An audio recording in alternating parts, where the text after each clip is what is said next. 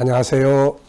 김성길 목사와 함께하는 예수님 이야기 제4단원의 이 시간에는 228회가 되겠습니다.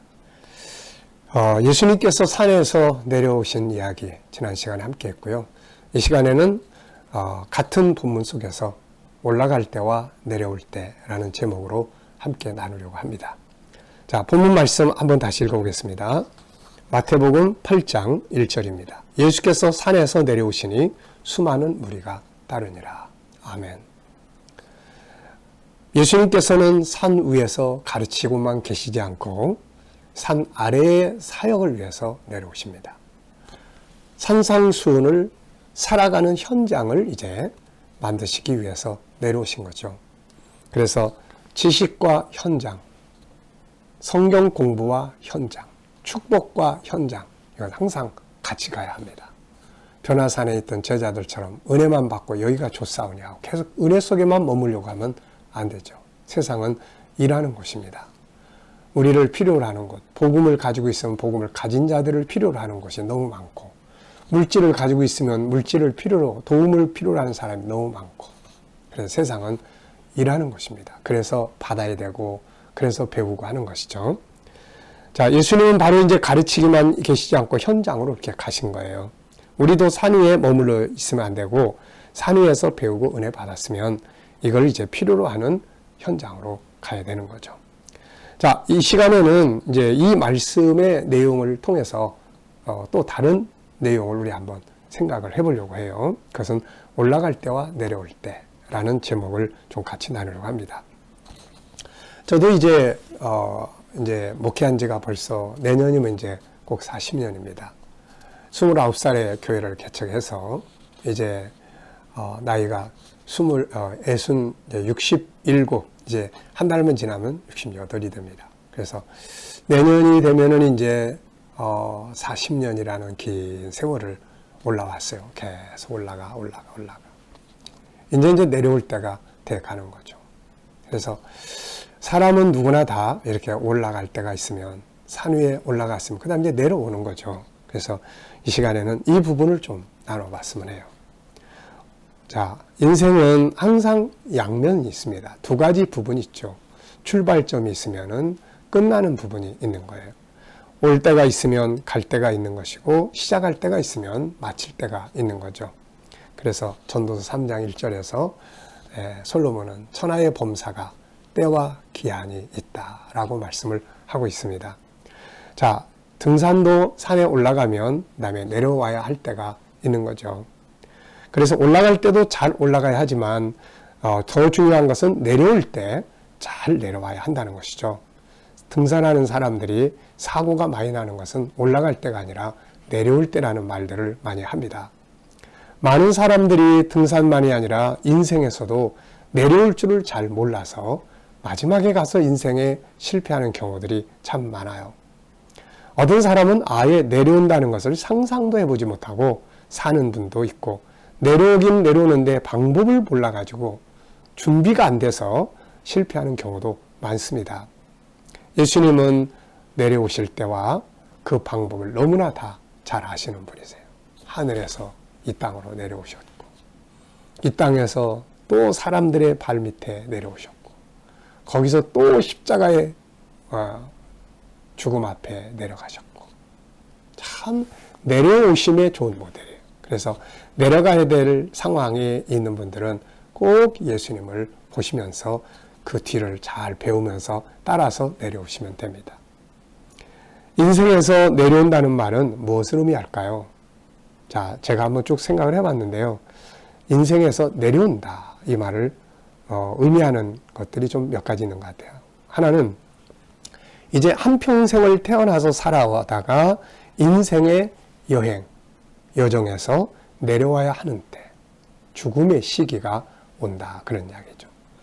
열심히 일하던 직장에서 퇴직하는 것도 역시 올라갔다가 내려오는 때죠. 승진하던 사람이 어느 날 밑으로 좌천하는 것도 내려가는 길이고요. 잘 나가던 사업이 어느 날 무너지기 시작하는 것도 역시 내려가는 길목입니다. 부유하던 삶이 어느 날 가난해지기 시작할 때도 역시 내려가는 길이고요. 권력의 자리에서도 이제 내려와야 되는 때가 있죠. 평안하던 자리에서 요셉처럼 고난의 자리로 내려가야 하는 때도 있는 것입니다. 마음을 채웠던 것들을 이제 하나하나 비워야 되는 그런 시기도 옵니다. 다 이게 내려가는 코스예요. 모든 것을 가진 자리에서 이제는 하나씩 하나씩 포기를 해야 될 시기가 옵니다. 이것도 내려가는 때예요. 열심히 달려가다가 하던 일들을 멈춰야 하는 때도 옵니다. 이것도 내려가는 코스예요. 존경받던 자리에서 소외당하고 무시당하고 꼭 필요하던 자리에서 필요 없는 사람 취급을 당하는 그런 것도 다 내리막길이죠.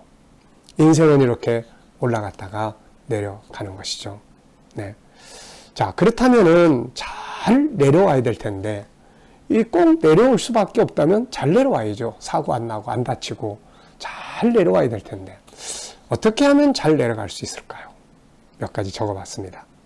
가장 중요한 것은 내 인생에는 항상 내려올 때가 있다는 것을 인정하고 사는 겁니다. 항상. 저 사람만 내려오는 게 아니라 나도 내려올 때가 있다는 것을 인정하고 사는 거죠. 그리고 지금이 내려오는 때인가 아닌가를 잘 구분을 해야 돼요. 사람은 내려올 때인지 올라갈 때인지를 잘 구분하는 게 제일 중요해요. 내려와야 되는 때에 안 내려왔다고 몸부림치면 참 사람이 추해지고 참 엉뚱한 행동을 하게 되고 지금까지 쌓아올린 게 다 헛수고가 되는 경우도 많잖아요. 중요한 건 이제 내려오는 것을 실패로 보지 말고 또 다른 일을 위한 새로운 출발점이라는 것을 기억하는 게 중요해요. 내려오면 다 끝났어 나는. 이제 난 다 끝난 거야. 이게 아니라 새로운 일을 위해서 그동안에 하던 계속 진행되었던 올라가던 그 일을 이제는 내려와서 다른 일들을 하기 위한 코스라는 것을 우리는 기억을 해야 합니다. 예수님의 내려오심은 끝나기 위한 게 아니라 다른 사역을 하기 위한 거잖아요. 네, 산 위에서 가르치시고 이제 내려오셨어요. 다른 사역을 하기 위한 거예요. 그 다음에는 내려옴을 수용할 수 있어야 합니다. 내려오는 걸 수용해야 돼. 마지막에는 죽음의 시간도 수용하고 모든 것을 수용을 해야 합니다. 수용을 해야 잘 내려오는 거예요.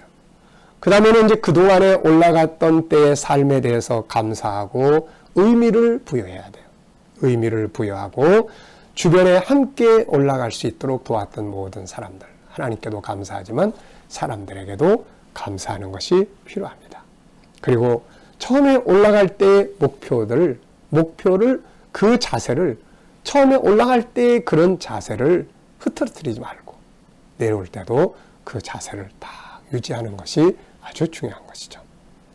그동안에 내려가서 그 다음에 내려가서 무엇을 할 것인가를 또 준비하는 것도 아주 중요하죠.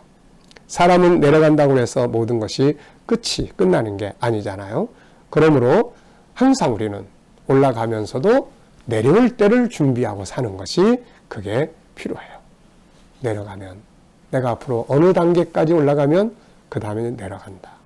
내려가면 내가 무엇을 하고 어떻게 살 것이고 그것을 위해서 지금 뭘 준비를 해야 될 것인가. 이런 것들을 우리가 생각해서 미리 준비하면 잘 내려올 수가 있습니다. 또 가장 중요한 것은 예수님과 함께 내려오는 게 아주 중요해요. 함께. 네. 야곱이 애굽으로 내려가는 것을 두려워하고 있을 때 하나님께서 그렇게 말씀하시잖아요. 야곱아, 두려워하지 마라. 내가 너와 같이 내려가겠다. 이게 참 중요한 거거든요. 요셉이 애굽으로 어느 날 부잣집 아들이 갑자기 노예로 내려가게 됐어요. 그런데 그곳에 요셉은 하나님과 같이 간 거죠. 다니엘이 사자 굴 속으로 내려가게 됐지만 그 굴 속에 그분이 같이 계신 겁니다. 그래서 신앙과 같이 내려가는 것, 이게 정말 중요한 것임을 우리는 잊지 말아야 합니다. 그리고 천국과 영원한 영광에 대한 믿음이 참 중요해요. 왜냐하면 세상 것은 놓아야 되고 그리고 다 이제 하지만 다 버려야 되고 하지만 내려올 때 버려야 될 게 얼마나 많아요. 그런데 천국과 그 나라에서 영원한 기업은 영원히 없어지지 않는 것들이에요. 그래서 항상 그 믿음을 가지고 그래, 이것은 다 놔야 되지만 저건 영원히 변하지 않아. 나의 재산은 결국 하나도 없어지는 게 아니야. 이렇게 마음을 가질 수 있도록 천국과 영원한 영광에 대한 믿음을 갖고 준비하는 것이 아주 중요합니다. 그리고 새로운 현장으로 내려가서 무엇을 할 것인가에 대한 비전과 꿈을 설계를 하는 거죠. 내가 이제 내려가면 거기서 무엇을 할 거다. 어떻게 할 거다. 그 구세군인가요? 그 창시자의 아버지가 이제 나이가 들어서 나이가 많이 먹었는데 소경이 되게 됐어요. 그래서 이 아들은 아버지가 이 연세도 많은데 소경이 되면 어떻게 할까 걱정을 많이 했죠. 말도 못하고.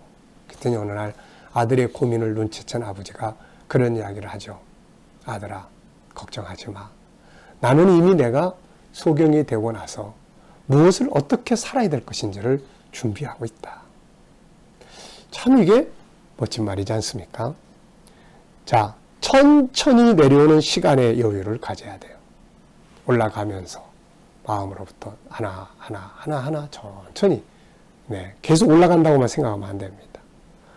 올라가 있다면 내려갈 때가 있다는 걸 알고 올라가 있을 때 겸손하게 잘해야 되고 내가 성공했을 때 함께 나누고 덕을 쌓고 잘해야 되는 거죠.